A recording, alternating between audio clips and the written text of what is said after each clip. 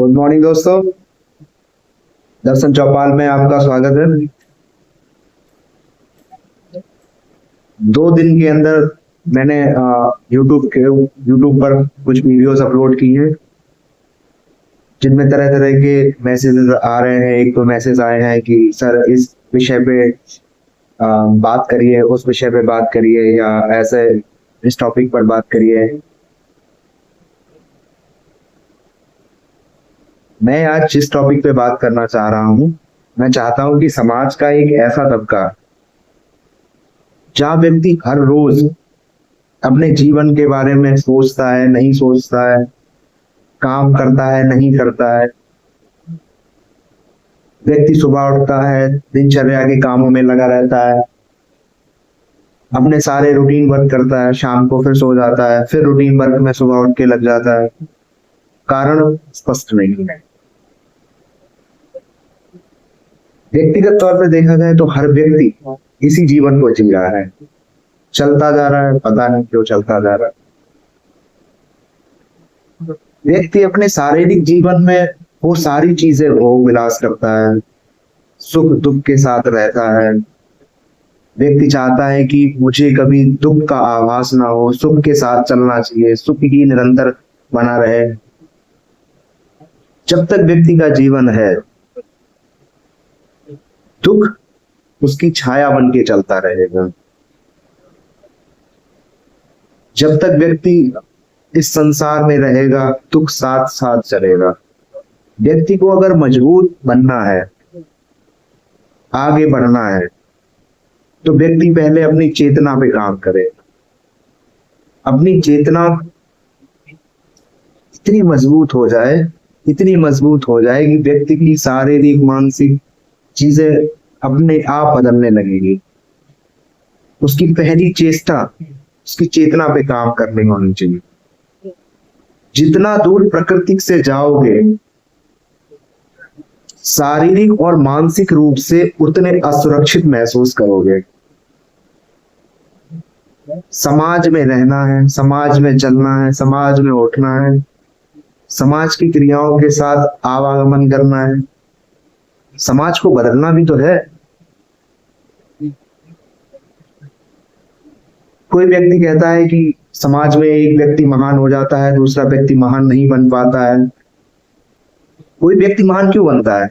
वो महान तब बनता है जब उसने निरंतर अभ्यास किए होंगे, एक लंबे समय अपने अपने आप को दिया होगा, अपने आप को समझने को दिया होगा, तब वो एक व्यक्ति महान बन सकता है। और महान बनता है, चर्चे होते हैं, समाज में उसे पहले स्थान पे गिना जाता है। जैसे एक वाक्यांश है थॉमस एडिशन का। थॉमस एडिशन जब अपने स्कूल में गए होंगे, जब विद्यार्थी जीवन था, तो उन्हें उनके प्रिंसिपल ने स्कूल से बाहर निकाल दिया था और बोले थे कि ये आम बच्चों के साथ नहीं चल पाएगा। प्रिंसिपल समझते थे इसकी मानसिक स्थिति जो है वो कमजोर है, लेकिन उनकी माँ इस बात को जानती थी। थॉमस एडिसन ने पूछा कि माँ, क्या कल से हम स्कूल नहीं जाएंगे?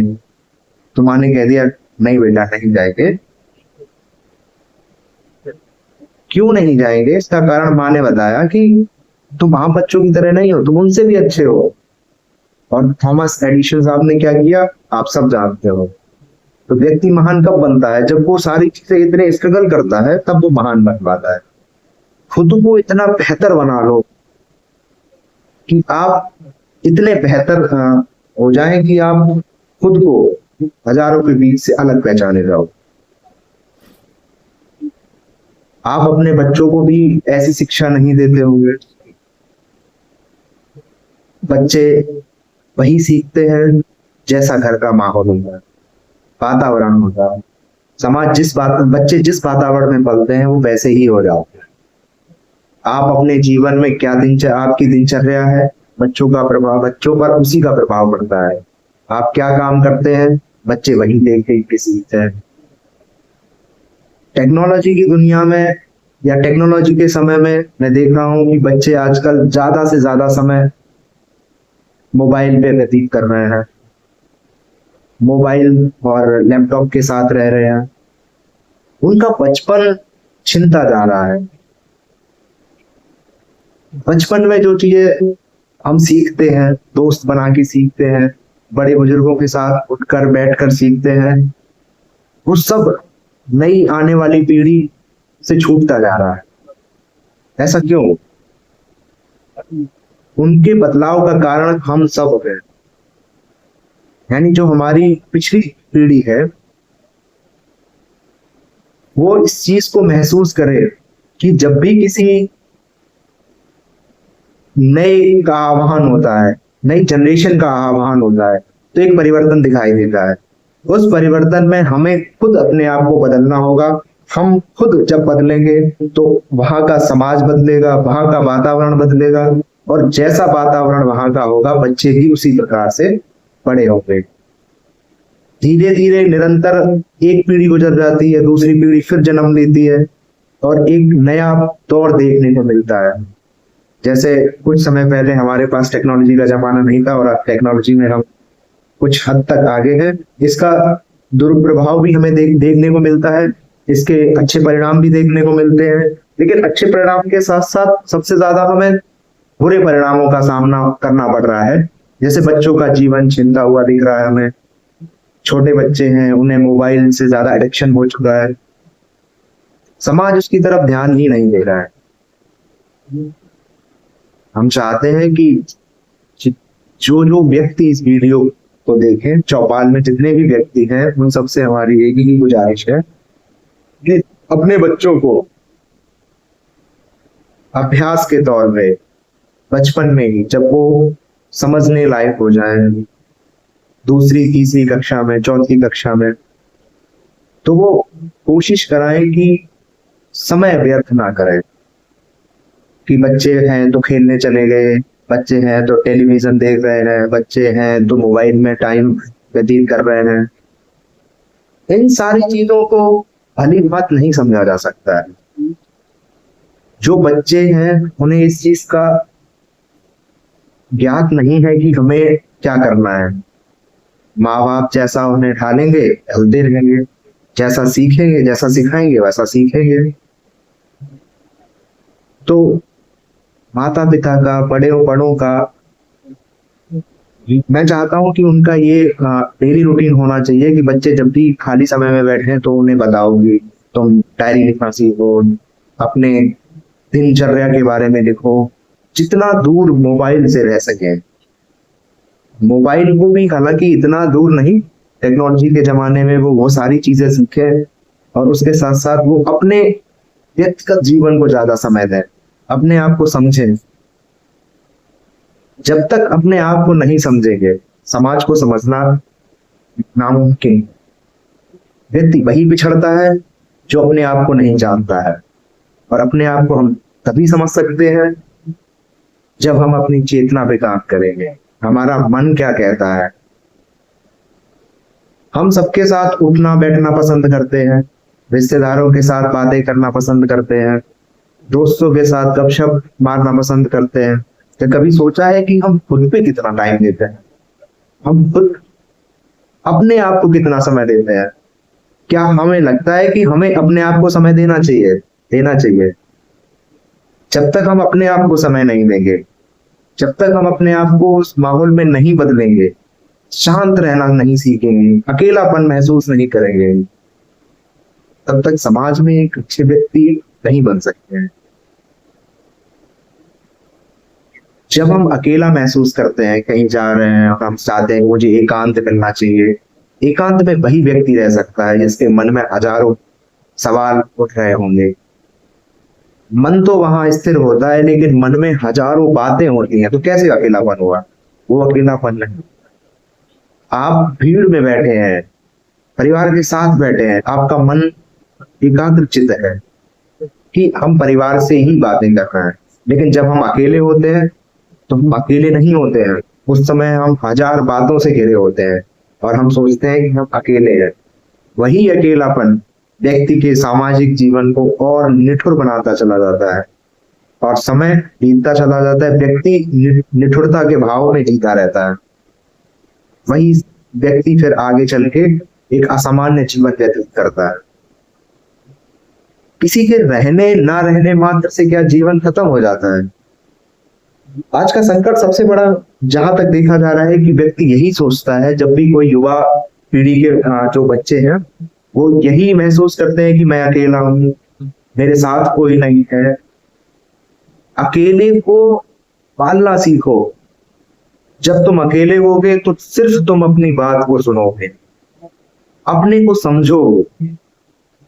जब तुम अपने को समझोगे तो महसूस करोगे कि मैं चेतना को समझ रहा हूं, और चेतना को समझ के आप सांसारिक को समझोगे। समाज में बैठो, समाज के साथ रहो, घुल मिल के रहो, अच्छाई बुराई हर चीज को महसूस करो। ये सिर्फ उनके लिए नहीं है कि एक व्यक्ति समाज को दिशा देना चाहे तो समाज को दिशा देगा, ये सबके लिए है। आप सब अपने घरों में रहते हैं, नई पीढ़ी के लिए ये आह्वान करेंगे कि आने वाली पीढ़ी के लिए हम सिर्फ एक चीज करेंगे कि बच्चे जो हैं इस समय अपना समय मोबाइल पर, लैपटॉप पर या किसी ऐसे के लिए व्यर्थ ना करें जिसका कोई मूल्य ना हो। आप अपने आप को समझो, अपने आप को पहचानो। जब आप अपने आप को पहचानोगे तो आपसे बढ़कर पूरे संसार में कोई नहीं होगा। चौपाल के माध्यम से मेरा सिर्फ एक ही संदेश था, आप सभी व्यक्ति जिस जिस तक ये मैसेज पहुंचे वो उन सब बातों को अपने समाज में ढालें, ताकि समाज में एक नई ऊर्जा उत्पन्न हो, एक नई दिशा मिल सके, एक नया भविष्य मिले। टेक्नोलॉजी के जमाने में जानते हैं कि समाज उभर रहा है, प्रदर्शन कर रहा है, व्यक्ति व्यक्ति को पहचानने से इनकार कर रहा है, रिश्ते टूट रहे हैं। क्या फायदा है ऐसी टेक्नोलॉजी? लेकिन ये भी नहीं कहा जा सकता है कि तकनीकी हमारे लिए बेकार है। तकनीकी से नए नए इनोवेशंस हो रहे हैं, नवाचार किए जा रहे हैं।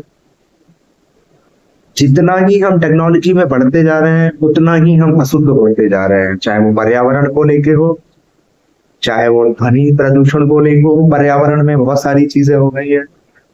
पॉल्यूशन एक अहम मुद्दा बन चुका है। मुद्दा क्यों बना? क्योंकि टेक्नोलॉजी बढ़ी है।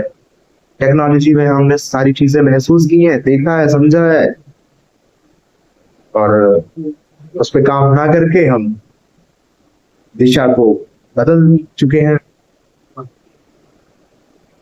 तो मेरा सबसे यही कहना है कि अपने बच्चों को इस अंधकार से निकालकर टेक्नोलॉजी के उस भयावह दौर को गुजरते देख रहा हूं जिसमें बच्चे अपने आप को ना बचाते हुए पूरा लिप्त होते जा रहे हैं। उसमें उस दौर में